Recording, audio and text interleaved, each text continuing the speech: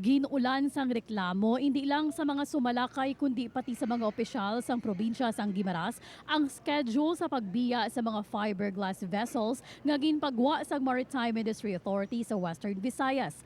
Base abi sa Mando, hindi pwede makalarga ang sakayan bisan puno na ini kung hindi peak hours o kung may congestion nga nagakatabo. Ang resulta, delay sa biyahe sa mga pasahero. Kung mahina naman ang pamasahero, pierde ang mga sakayanon. Apang sa bahin naman sang Marina Region 6, naga-implementar lang kuno ini sang kasuguan santo sa Certificate of Public Convenience sa mga sakayan. Kag para man sa katawhayan sang tanan, ang nasambit nga mando. Mga kapuso, kaangot sa mga issue, makaupod ta sa bunga aga ang Public Information Officer sang Marina Region 6 nga si Atty. Nicole Marie Amuan para maghatag sang kathagan. Good morning, Attorney, kag welcome sa GMA Regional TV Early Edition.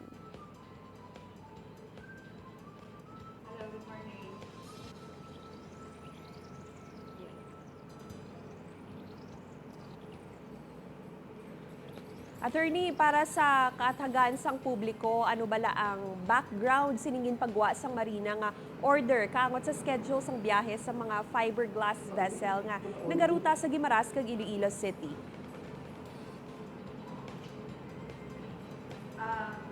As a background with regards to the implementation of the Certificate of Public Convenience, from 2020 to 2022, there is only one operator with a Certificate of Public Convenience, and there is no strict implementation that time because there was only one operator.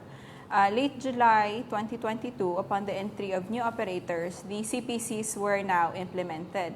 However, during that time, because it was post-pandemic, we seem to have no adverse reaction from passengers since during that time, the numbers of commuters were lower than today.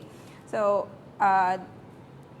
operators could not keep up previously because they had a lot of trips, but there was a short or a little number of passengers, which upon consultation, we resorted in the implementation of a sequence of trips. However, late November, the passenger traffic started to pick up, and one operator decided to forgo participating in the sequence. And based on their request, they wanted to operate based on their Certificate of Public Convenience. When this operator separated from the sequence, they realized that they could not cope up also with the demands of the passengers. And this resulted in them resulted in early departures to the point where they could not reach the end of their last trips. So we released another order in which we allowed all the operators to operate based on their Certificate of Public Convenience, subject to relaxation on peak hours. Attorney, naka-meeting na kamo sang Guimaras Provincial Government. Ano na balang update sa ila hingyo nga magluwas sa peak hours kag sa mga tion nga may congestion o kung pagutok sang pasahero tugtan man nga makabiyang sakayan kung puno na ini bisan wala pang schedule sang iya pagbiya? Yes, we are very grateful for the meeting with the provincial government because they pointed out certain issues that we now need to consider. Previously, we could determine the peak hours or the rush hour as based on the information of the Philippine Coast Guard. However, upon the information or the criticisms of the provincial government, we realized that there is right now unexpected influx of passengers.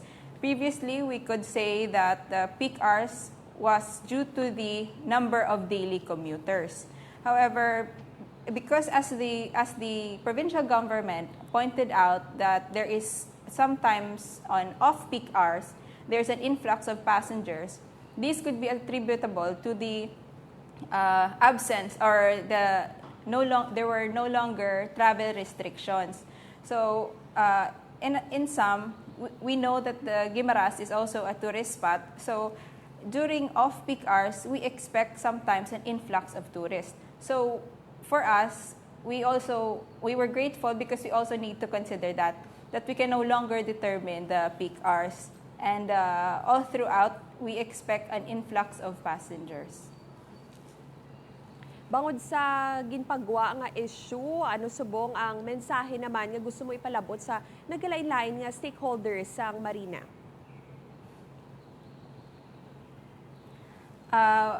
We had a meeting yesterday with all the parties involved, representatives from the operators, the provincial government, the port authorities, and we decided based on the constructive criticisms that we have received and that we all are in agreement that the route Guimaras to Iloilo is such a unique route. And we will adjust accordingly. And we are also very hopeful because that this issue has identified or has shown us that the maritime industry is picking up.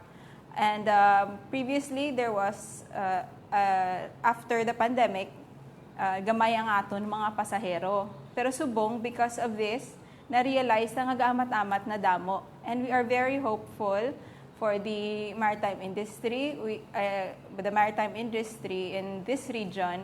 And of course, sa request and considerations ng tanan, we are willing to adjust accordingly.